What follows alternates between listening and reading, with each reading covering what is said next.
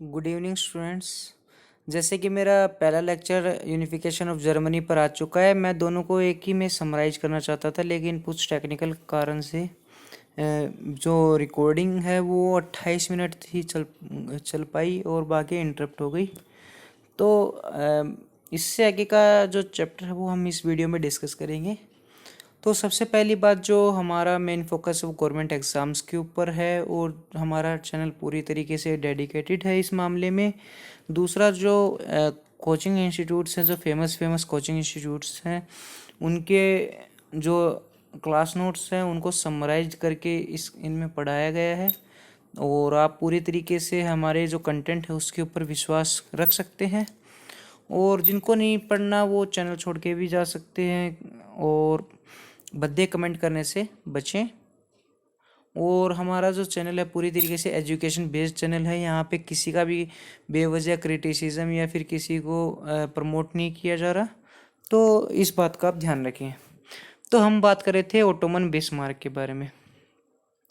Ottoman Bismarck ने जो Europe के जो जर्मनी का यूनिफिकेशन है उसको करने के लिए आयरन एंड ब्लड की नीति अपनाई, यानी कि आयरन एंड ब्लड पॉलिसी अपनाई।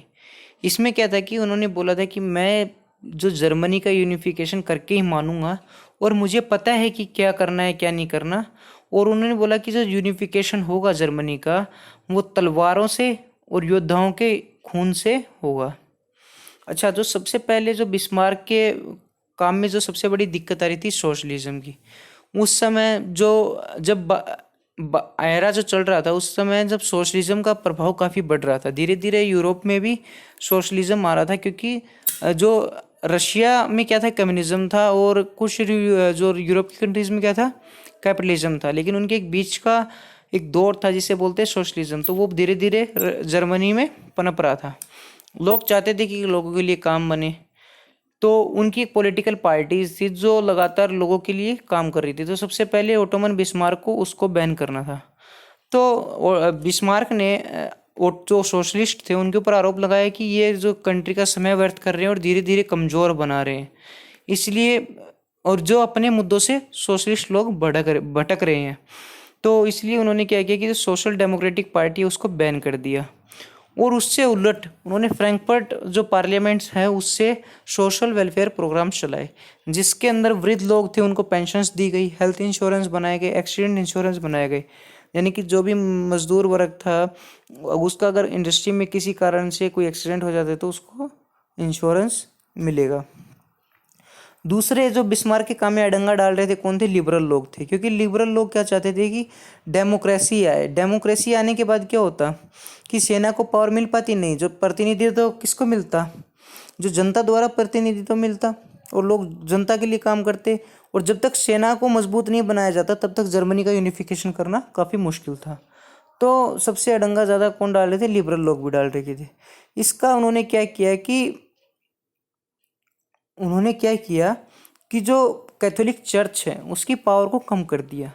जैसे ही कैथोलिक जो चर्च है उसकी पावर को कम किया तो लिबरल लोग खुश हो गए, और खुश होने से वो किसके सपोर्ट में आ गए? बिस्मार्क के सपोर्ट में आ गए।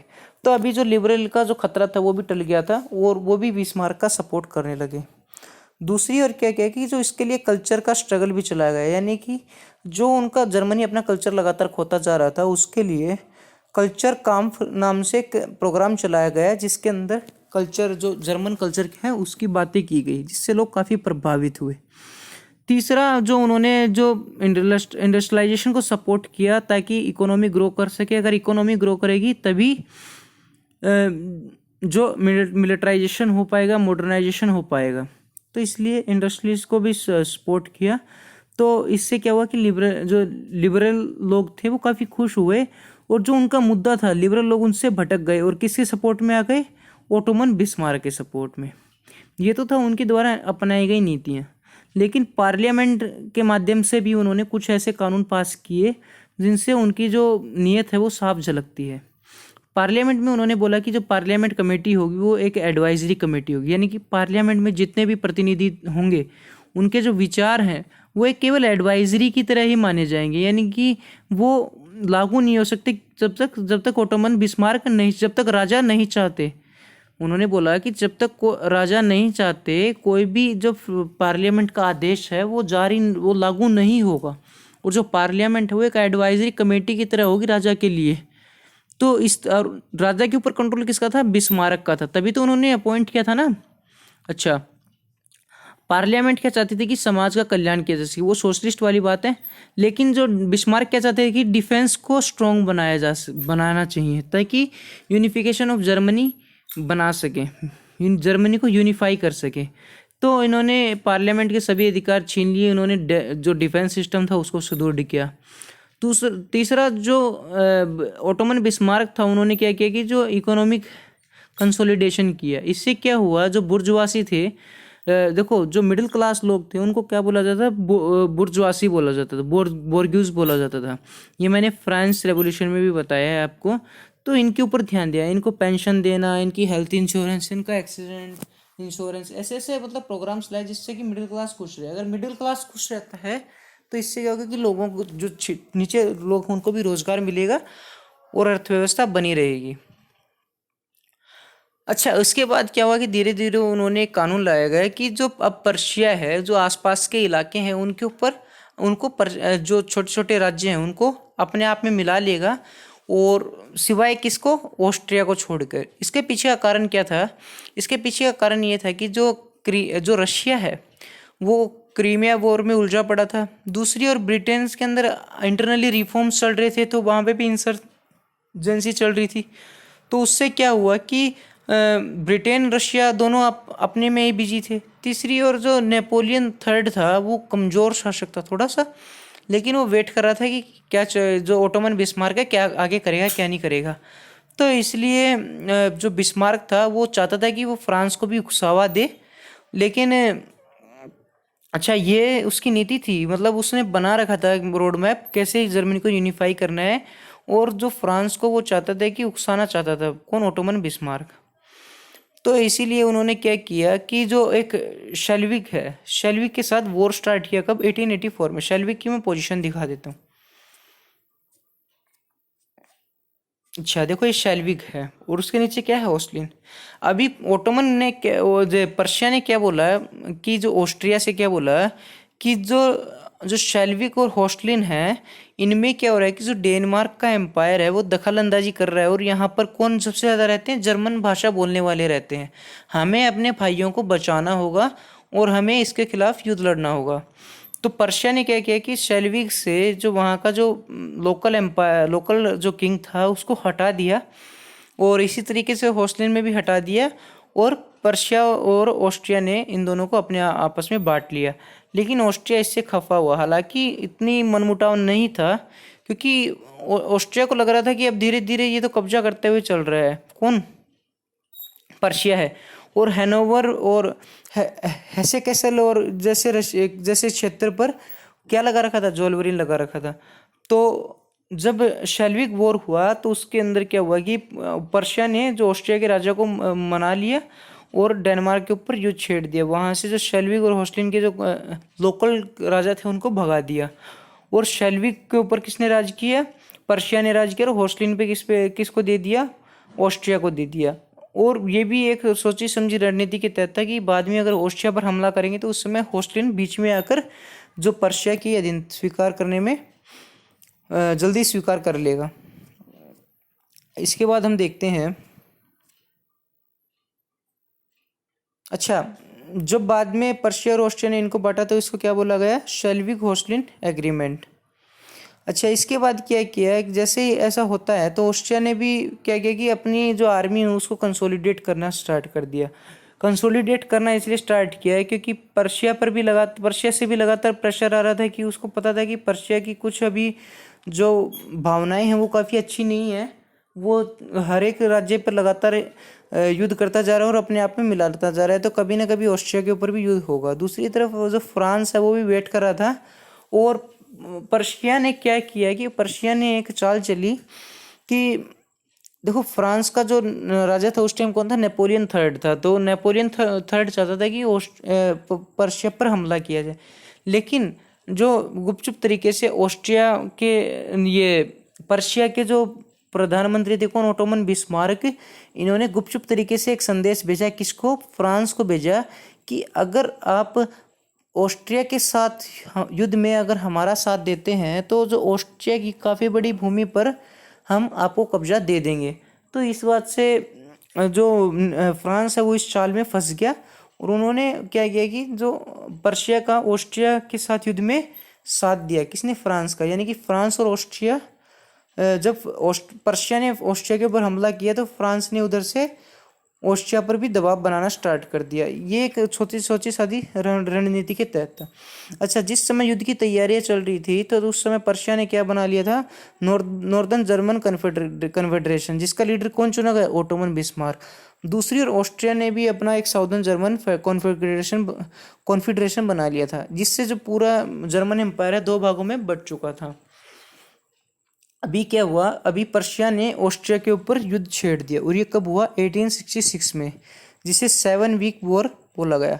अच्छा, जब फ्रांस ने देखा कि ऑस्ट्रिया ने 7 हफ्तों में ही पर्शिया ने 7 हफ्तों में ही ऑस्ट्रिया पर विजय पा ली है, तो इससे वो घबरा गया था कि पता नहीं ऑस्ट्रिया के पास इतनी शक्ति कहाँ से आ गई।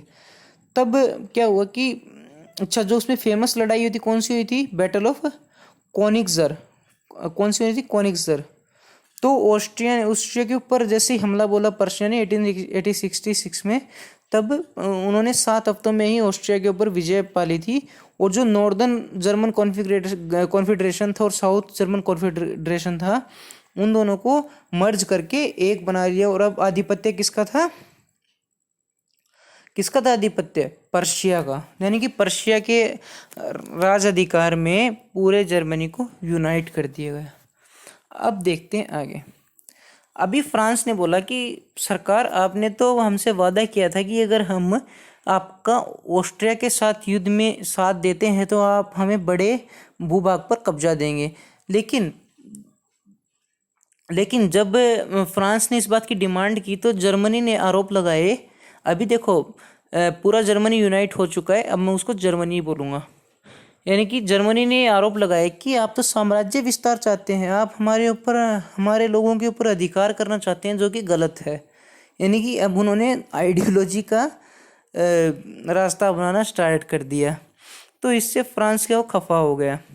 दूसरी ओर क्या हुआ कि उसी दौरान स्पेन में भी रेवोल्यूशन हो गया। स्पेन में रेवोल्यूशन होने से क्या हुआ, जो फ्रांस का जो वेस्टर्न बॉर्डर है वो पूरा स्पेन से लगा हुआ है, और वहाँ पे भी एक रेवोल्यूशन हुआ, जिससे वहाँ की जो स्पेन का एम्पायर था उसको उखाड़ कर फेंक दिया गया। अच्छा, जर्मनी का वहाँ पर बीच में क्या हुआ कि जर्मनी ने भी अपना आधिपत्य स्थापित करना स्टार्ट कर दिया, और जर्मनी के प्रभाव से वहाँ पर जो स्पेन का जो राजा था वो एक जर्मन नागरिक बना दिया गया, जिसका क्या नाम था, लियोपोल्ड ऑफ होलनजोरेन। देखो थोड़ा सा नाम अटपटा है, इसका मैं आपको बता देता हूँ। लियोपोल्ड ऑफ HOHENGOZOLLERN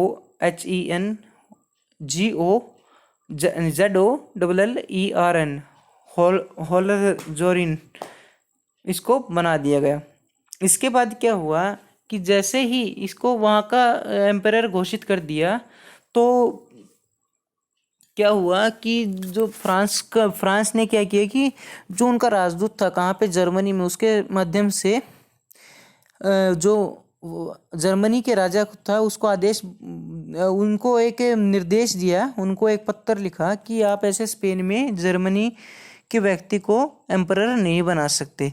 लेकिन जैसे ही सभा में जब फ्रांस का जो एम्बेसडर है वो पहुंचा, जो राजदूत पहुंचा कहाँ पे, जो जर्मनी की सभा में पहुंचा, तो उसको काफ़ी बेइज्जत करके बाहर निकाल दिया गया।